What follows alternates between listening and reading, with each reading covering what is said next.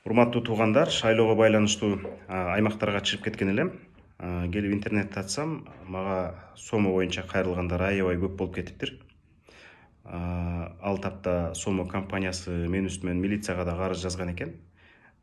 Чакыруу берсеңер, барып жооп бергенге даярбыз деп жооп бердим.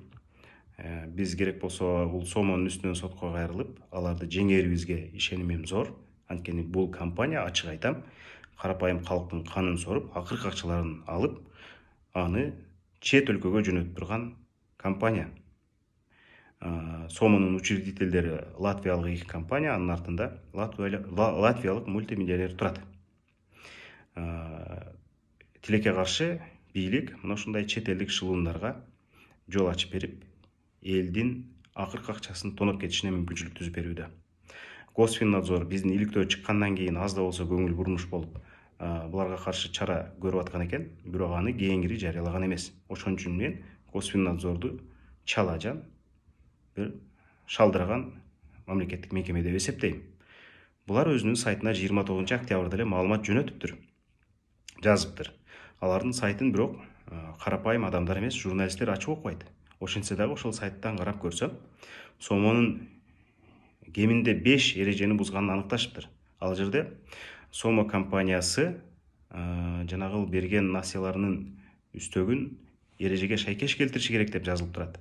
Эрежеге шайкеш келүү деген бул жылдык үстөгү 31%тен ашпоо дегенди билдирет. Сомонун элге берген насыясынын үстөгү кеминде 600%. Пениялары менен кошкондо андан дагы көп. Госфиннадзор мына ушул эрежеге келтиргиле дептир. Андан тышкары жанагы жарандардын маалыматтарын Киби ишеним деген бюрого бербегиле, Киби ишенимге берилгендерин тазалагыла деп дагы тапшырма бериптир. Бирок Сомо тигинисин да мунусун да азырынча аткарганы белгисиз. Белгилүүсү улам жарандарга кайрылып, ар бирине ар башка маалыматты айтып, ар бирине ар башка ыкманы колдонуп коркутуп үркүтүүдө. Карызды төлөбөсөң антебиз, карызды төлөбөсөң мынтебиз деп, бир-эки жаран керек болсо ошол чалган номерлерди get контакттан текшерсек, баланча УВД, баланча милиция деп чыгып атат деп кайрылышты. Эми Ички иштер министрлиги Сомону коргоп атат деп ойлоодон алысмын. Балким кээ бир кызматкерлери коргоп, ошолордун таламын талашып, элди коркутуп чалгандыр.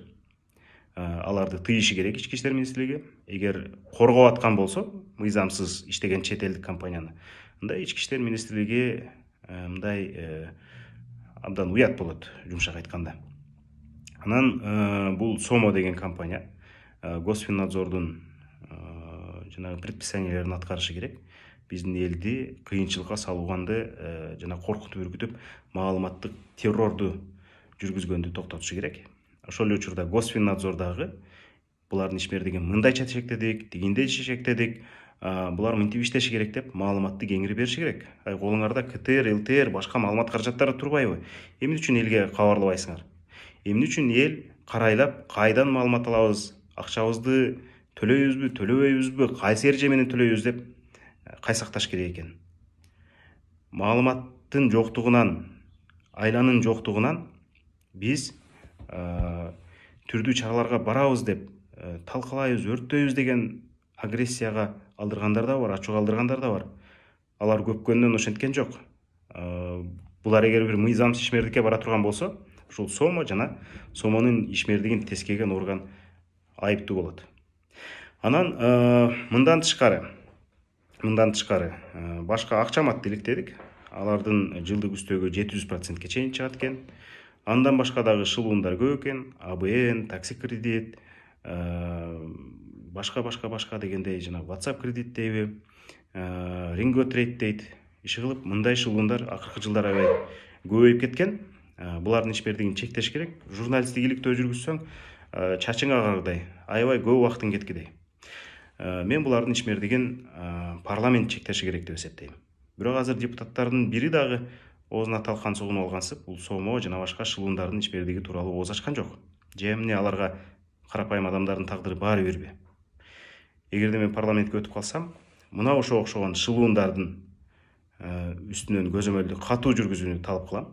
Жана Госфиннадзор жана башка тескөөчү органдарды улам камчылап турмакчымын. Ансыз да буларды эртерээк токтотуп калбасак элдин акыркы тыйындарын алып чет өлкөгө чыгарып кетип жатышат. Анан жабыркагандарга кайрыларым, силер эч кандай коркпогула. Чындык силер тарапта, мыйзамдуулук силер тарапта. Силер билбестиктин айынан ушундай карыздын торуна түшүп калгансыңар. Билбестиктин айынан карыз торуна түшүп калгансыңар. Мамлекеттик органдар ошону кылдаттык менен чечип, силерди карыздын торунан чыгарышы керек. Ансыз да кыйналып жашап аткан учурда үстүңөргө мүшкүл түшүрбөшү керек. Сомондон болсо эртерээк Госфиннадзордун жанагы предписанияларын аткарууну талап кылам. Анын негизгиси экөө. Берген насыяларыңардын, берген зайымдарыңардын үстөгүн кыскарткыла. Улуттук банктын эрежесине чейин кыскарткыла, 31%-тен ашырбагыла. Жана киби ишенимдеги адамдардын тарыхын тазалагыла.